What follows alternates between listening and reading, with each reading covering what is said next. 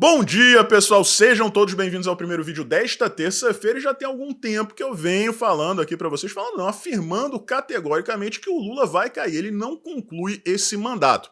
E vejam bem, isso aqui não é uma vontade pessoal do Ed, um desejo político, nada disso. Eu vou mostrar aqui pra vocês fatos e contra fatos não existem argumentos.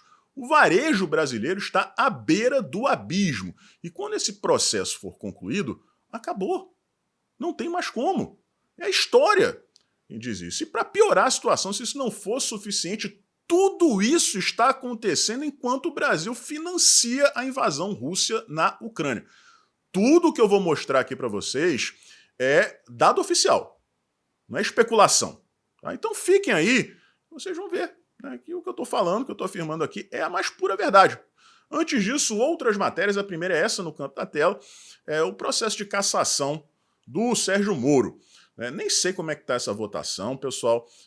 Eu vi muita gente da isentosfera ontem, né, dizendo que o Lula e o Bolsonaro são iguais, é o bolsopetismo. Vamos diferenciar aqui as coisas, deixando sempre claro uma coisa que vocês que me acompanham já sabem disso, já estão cansados de saber. Eu não gosto do PL, não gosto do Valdemar. Eu acho que o Bolsonaro precisava de um partido dele, um partido conservador de verdade. Mas a César o que é de César. O PT está fazendo isso, está pedindo a cassação do Sérgio Moro, por perseguição política. Quem não se lembra do Lula dizendo que queria F, né? Que queria F determinadas pessoas. Pô, o Deltan ele já conseguiu agora, ele está correndo atrás do Sérgio Moro. Já o PL quer a vaga. Quer dar a vaga no Senado do Sérgio Moro. São objetivos diferentes. Ed, você concorda com isso? Eu não concordo, pessoal. Eu não concordo porque eu não nutro nenhuma simpatia pelo Sérgio Moro, né, depois de toda a trairagem dele. Né? Agora, ele foi eleito pelo voto popular. Né? Infelizmente, muitas pessoas achavam que o Paulo Eduardo Martins não tinha chance de ganhar. Essas pessoas acreditaram em pesquisas eleitorais. E quando chegou no dia, quando saiu o resultado, ele estava lá colado no Moro. Se as pessoas não tivessem acreditado em institutos de pesquisa, o senador seria o Paulo Eduardo Martins. Né? Mas aconteceu, né? Não adianta, águas passadas. Né? Agora, não adianta também a gente ser, né, a única virgem do cabaré. Né? O Brasil, a política no Brasil é um cabaré. Então, aconteça o que acontecer aí. Né? Agora, repetindo, os objetivos do PT e do PL são completamente distintos. Né? O PT quer vingança, o PL quer uma vaga no Senado. Tá? PF identifica servidor que agrediu Gilmar Mendes em Portugal.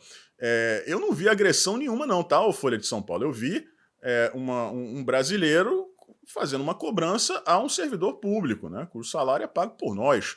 E aparentemente ele também é um servidor público, não sei o cargo que ele ocupa, não sei qual a instituição, né, mas ele não foi grosseiro, ele não fez uso de palavras de baixo calão, sempre num tom de voz ameno, né, e, uma vergonha. Uma vergonha.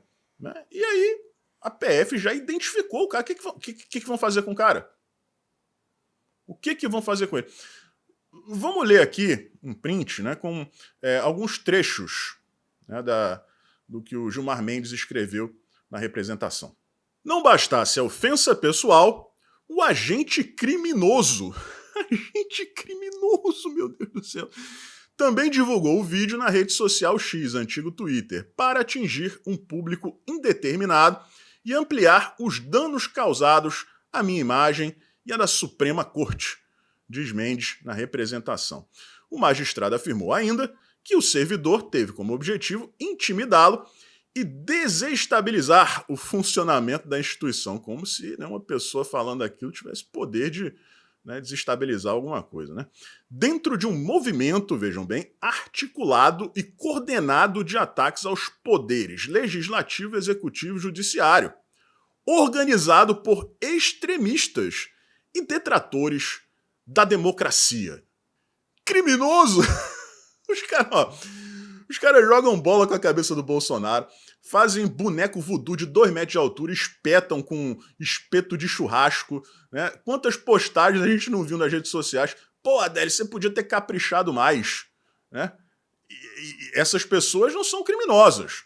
Criminoso é o cara que chegou em Portugal, enquanto o Gilmar Mendes tomava um café e comia um pão, né? E disse, olha só queria informar o senhor que o STF, os senhores são uma vergonha. Isso é crime. E aí, no final, aquilo que a gente sempre fala aqui, pessoal. Sempre fala aqui. Quando você quer defender qualquer coisa, quando a esquerda quer defender qualquer coisa, ela diz que é porque é em defesa da democracia. Agora, qualquer coisa que parta da direita é feita por extremistas que atentam contra a democracia. Eles são donos, né, desse termo tão vago, vaselinizado, né, que, enfim. Então, bom, eu discordo. Eu não faria aquilo, então eu discordo da postura do rapaz. Agora, acho que é um direito dele. Isso aconteceu em Portugal, né? Em Portugal, não é nem jurisdição do Gilmar Mendes. Então, vamos correr atrás dele pelo fato dele ser servidor, né? Vamos tentar punir ele através do cargo que ele ocupa, né? Mas eu discordo. Eu não faria aquilo, né? Primeiro que não é do meu feitio. Segundo que a gente vive em um estado de exceção. Então, deu mole, né? Deu mole. Agora, eu discordo também de chamar o cara de criminoso, né? E também não acho que isso seja um ato extremista, um atentado à democracia. Para completar, aqui ainda tem aquele rapaz que o Barroso estava participando de uma palestra em Oxford, né? Sobre o sistema eleitoral e tal. E aí um rapaz foi lá e falou que o Barroso estava mentindo. E, assim, na minha opinião, ele estava mesmo, né? Mas, enfim, o rapaz foi intimado. Ele não mora no Brasil, mora na Europa, foi intimado. A Polícia Federal intimou o cara lá fora. Lá fora! Então é o que eu acabei de falar. O Bolsonaro, você pode fazer qualquer coisa com o Bolsonaro, não tem problema nenhum. Tá? Agora, o ministro do STF, meu amigo, não encosta em um fio de cabelo, né? O que não será problema no caso do nobre Alexandre de Moraes. Lula renova contrato para fornecer caixões a aldeias indígenas. É o seguinte, se você não pode impedir a matança, você oferece pelo menos o caixão, né? Então essa é a maneira que o Lula encontrou de cumprir sua promessa de campanha, de proteger os indígenas, né, os povos indígenas, em especial os Yanomamis, né, que foi uma bandeira da esquerda durante a campanha. Muito bem, Lula, né? Muito bem. Oferece aí pelo menos o caixão, assim eles não têm que derrubar a árvore, né, e destruir a Amazônia para poderem ser enterrados. Cartão corporativo. Outra narrativa, né? Para mim, as duas mais absurdas da campanha foram a questão dos 100 anos e a questão do cartão corporativo. Por quê? Porque o histórico do Lula, né, provava que era uma mentira o que ele estava afirmando. Né? Quem foi recordista de sigilo de 100 anos? Foi a Dilma Rousseff. Foi a Dilma Rousseff. Né? Então, assim, todo mundo sabia que era mentira, mas pessoas acreditaram em sigilo de 100 anos. Aí quando chega agora, tá lá o Lula colocando um monte de coisa em sigilo de 100 anos. Todo mundo sabia. Se você acreditou, você se deixou enganar. E a outra é essa questão do cartão corporativo. O Bolsonaro está esbanjando o cartão corporativo e tal.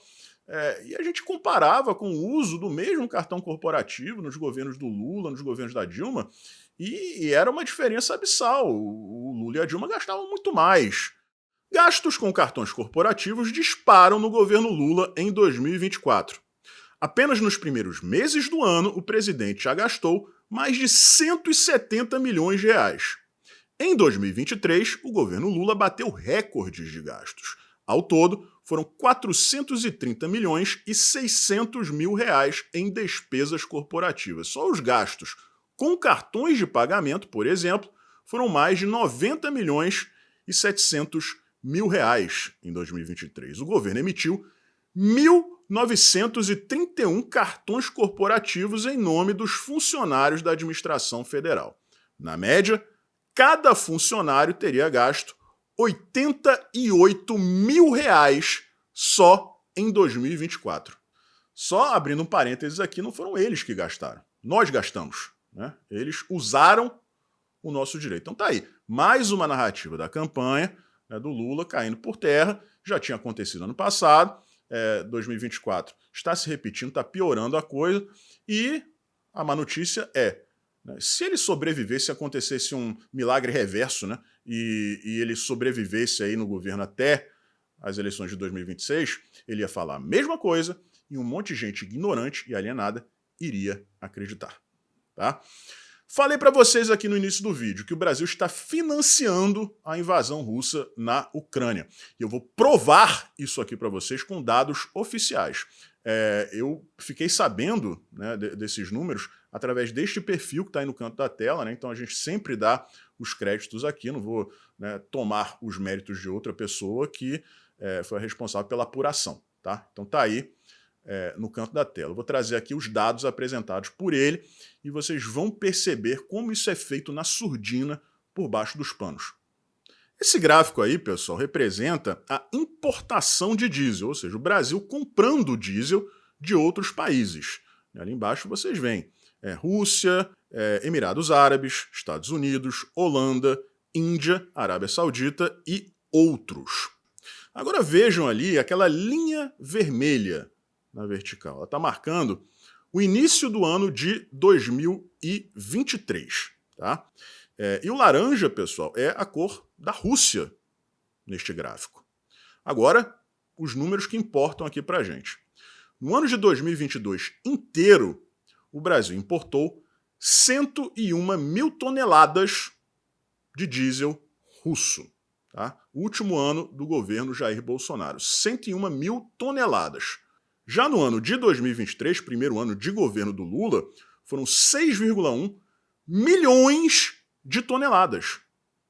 Nós saímos de 101 mil toneladas em 2022 para 6,1 milhões de toneladas. Isso é um aumento, pessoal, de 6.000% na compra de diesel da Rússia. E aí quem fica feliz? Adivinhem quem está sorrindo de orelha a orelha neste momento. Olha só, o Brasil não precisa chegar e dizer a gente está mandando aqui não sei quantos milhões de reais para a Rússia, para ajudar na invasão. Não precisa de nada disso. O que justifica esse salto astronômico na compra, na importação de diesel russo? De 101 mil toneladas para mais de 6 milhões de toneladas de um ano para o outro. O que explica isso? O que causou essa necessidade? O que está acontecendo com a Petrobras? Não precisa pensar muito para compreender o que está acontecendo. Mas não precisa mesmo. É tudo muito claro e a imprensa não dá um pio a esse respeito. Um pio! Então tá aí, de maneira muito clara, de verdade, o Brasil está mandando rios e rios de dinheiro para a Rússia. Tá? Com a desculpa de comprar diesel. Mas o Bolsonaro comprou fertilizante. Comprou. Porque não existia de onde tirar. Só a Rússia fornecia. Agora eu queria saber por que o Brasil está comprando aí o diesel da Rússia. Né? Os espertões da esquerda vão dizer o seguinte, está tendo aí um monte de sanção contra a Rússia, né? Então eles estão vendendo para o Brasil a um preço abaixo do mercado. Beleza, mas é sério? Enquanto o Ocidente aplica sanções, você vai lá e se aproveita disso para comprar mais barato e sim mandar dinheiro para a Rússia, né, que está gastando uma fortuna na invasão da Ucrânia. Mas é tudo teoria da conspiração. Tá? Agora vamos lá, pessoal, a parte principal aqui. A gente já conversou várias vezes sobre isso. Né? São 3 fatores, e eles foram... quem falou isso não é da cabeça do Ed, quem falou isso foi o Arthur Lira. Né? São 3 fatores primordiais para que um presidente sofra um impeachment. Tá? Ele não pode ter governabilidade, o Lula não tem governabilidade, sem emenda PIX ele não passa nenhuma pauta pelo Congresso Nacional. Né? Ele não pode ter aprovação popular, apoio do povo, o Lula não tem, e isso está piorando cada vez mais, e a economia precisa estar aos cacarecos, caindo aos pedaços. E a gente está nesse caminho já há um bom tempo, todo dia aqui tem notícia ruim para dar. Agora, tirando o agro, quem sustenta a economia do Brasil? É o varejo.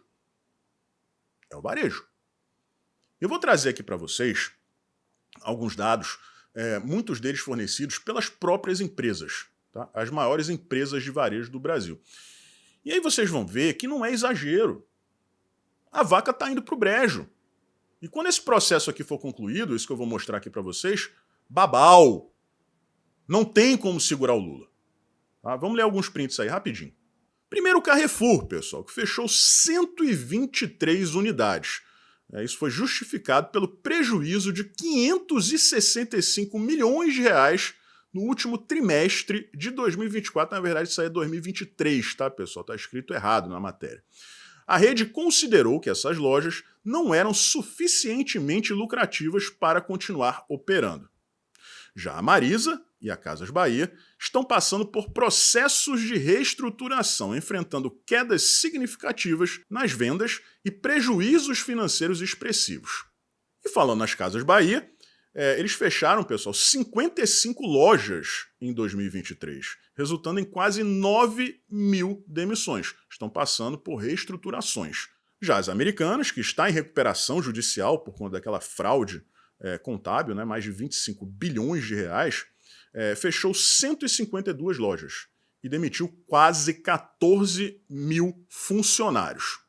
Já a rede espanhola O Dia iniciou um processo de recuperação judicial na sexta-feira passada e planeja encerrar as atividades de 343 de suas 587 lojas. Isso é mais da metade, né, em todo o país. A empresa continuará operando com 244 lojas, concentradas principalmente na capital de São Paulo. A rede emprega 5.500 pessoas no Brasil, mas após a reestruturação, manterá apenas 2.000 funcionários. Por fim, as lojas Marisa, que comunicaram ao mercado o adiamento da divulgação de seus resultados financeiros anuais, inicialmente prevista para quarta-feira, dia 27 último, mas agora programada para segunda-feira. Teria sido ontem. Não tive notícia, procurei alguma atualização e não achei. Na semana anterior, em um comunicado ao mercado, a empresa confirmou o fechamento de 91 lojas em 2023. O número de demissões resultantes desse processo pode chegar a 2.400 funcionários. Não tem segredo, não tem mistério, nada disso, pessoal. São números. São números. Uma economia quebrada, um governo que não consegue dialogar sem oferecer dinheiro, até porque o dinheiro um dia acaba, né? E um desgoverno sem apoio popular, como é o caso do... A gente viu aí, o Bolsonaro vai à praia em Balneário Camboriú, né? E ele é cercado por centenas de pessoas. O Lula estava recebendo o Emmanuel Macron em Brasília e não tinha ninguém na Praça dos Três Poderes. Ninguém! Colocaram um monte de grade, a guarda lá, né? Do presidencial, e não tinha alma viva para receber os dois. Então o Lula não tem sustentação alguma. Vou dizer aqui pela milésima vez, isso aqui não é o desejo do Edson, não é a vontade minha, não é a vontade da direita conservadora. A história mostra que todos os impeachments aconteceram diante do mesmo cenário. Esse que foi descrito pelo Arthur Lira, quando cobrado pelo impeachment do Bolsonaro. E o Lira disse, olha só, precisa de um governo que não tenha apoio popular, que não tenha governabilidade, né, e a economia tem que estar caindo aos pedaços. Não era nenhuma das três coisas estava acontecendo na época do governo Bolsonaro. Agora, no caso do Lula agora, só falta a economia, não diria nem entrar em colapso, concluir o processo, né, que termina no colapso total. Tá? Então, o que eu digo para vocês aqui é o seguinte, a gente fala isso, né, na esperança do Lula cair, mas a gente não pode esquecer que quem mais vai ser prejudicado por isso somos nós. Então apertem os cintos, porque nós vamos passar por uma turbulência daquelas. Tá? Se Deus quiser, no final da turbulência, né, a gente vai ter uma calmaria, mesmo que seja, né, o Chuchu, né, mesmo que seja ele, né, qualquer coisa é melhor do que o PT. Tá? E em assumindo a presidência o Chuchu, eles vão iniciar uma guerra interna. Né? E aí sim, é bom para a direita. Tá bom? Mais tarde a gente volta com um novo vídeo, um forte abraço e a gente se vê por aí.